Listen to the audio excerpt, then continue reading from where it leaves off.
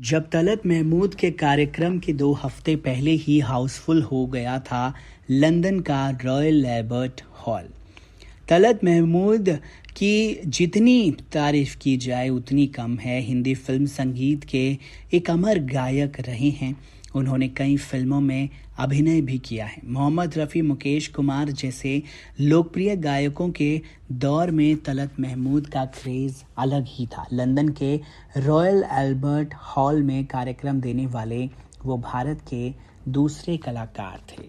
London का Royal Albert hall पूरी दुनिया में मशहूर है। साल 1971 में इस हॉल को शुरू किया गया था। हॉल की ओपनिंग क्वीन विक्टोरिया ने की थी। उस वक्त उनकी आंखों में आंसू थे। ऐसा इसलिए क्योंकि ये हॉल उनके प्रति प्रिंस एल्बर्ट की याद में बनाया गया था, जो सिर्फ 42 साल की उम्र में दुनिया छोड़ चुके थे। करीब 150 साल पहले 2 लाख पाउंड से इस हॉल को बनाने का काम शुरू हुआ था। खैर, आज इस हॉल को दुनिया के सबसे प्रतिष्ठित हॉल में गिना जाता है। दुनिया भर के कलाकार इस हॉल में अपने कार्यक्रम किया करते थे।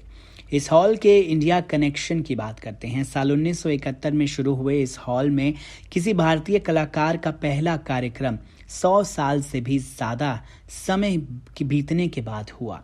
1974 में इस हॉल में लता मंगेशकर को आमंत्रित किया गया था। लता जी उस समय करीब 45 साल की थी।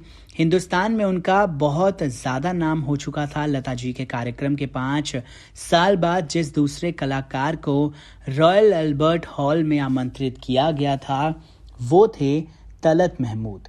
24 फरवरी 1924 को जन्मे महान गायक कलाकार तलत महमूद बहुत ज़्यादा फेमस थे। 1970 से 80 का दशक था जब उनकी आवाज़ का जादू हर तरफ सुनाई दे रहा था। उनकी गज़लों के लोग दीवाने थे। वो गालिब, दाग, मीर और जिगर जैसे बड़े शायरों के कलाम गाया करते थे। जाने माने संगीतकार नौशाद ने उनसे तमाम अमर गाने गवाए। इसमें से कुछ गाने लता जी के साथ भी थे।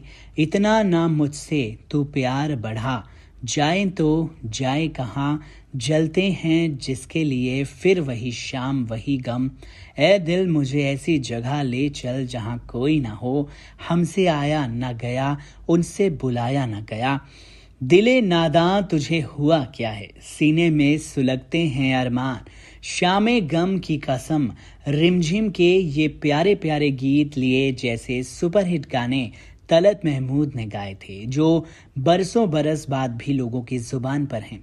शम्मी कपूर बेहद लोकप्रिय कलाकार थे। उनके तमाम हिट गाने मोहम्मद रफ़ी ने गाए थे।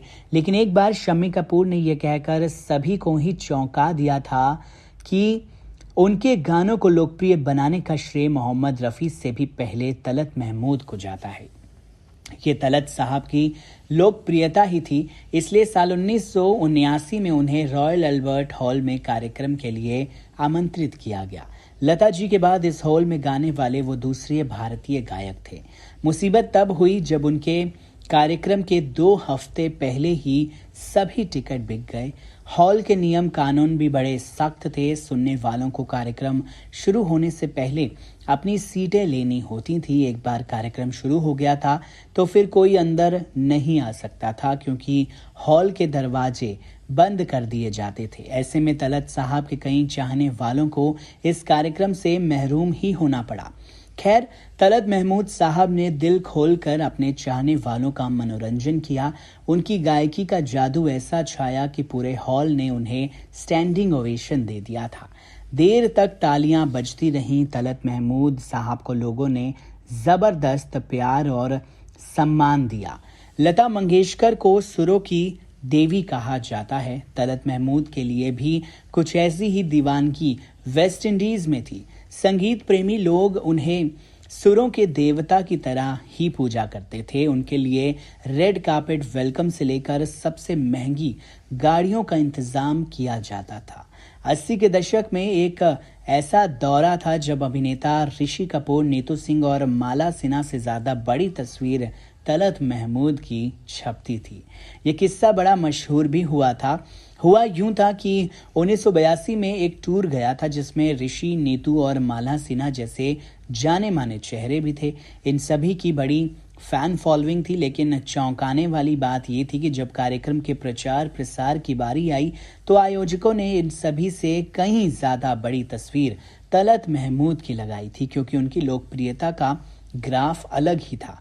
प्लेबैक गायकी से अलग तलत महमूद ने कुछ फिल्मों में मुख्य अभिनेता के तौर पर भी काम किया था। उनके साथ काम करने वाली अभिनेत्रियों में सुरैया, माला सिन्हा और नूतन का नाम लिया जा सकता है। बाद में प्लेबैक सिंगिंग पर ध्यान देने के लिए तलत महमूद ने अभिनय छोड़ दिया था।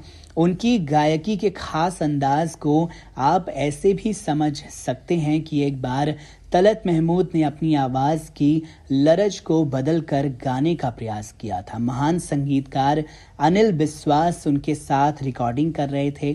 उन्होंने जब वो नई किस्म की आवाज़ को सुना तो तलत महमूद से कहा, मेरा तलत मुझे लौटा दो। कहा जाता है कि उस रोज़ तलत महमूद की आंखों में आंसू आ गए थे। उसके बाद उन्होंने हमेशा अपने स्वाभाविक अंदाज में ही गाना गाया।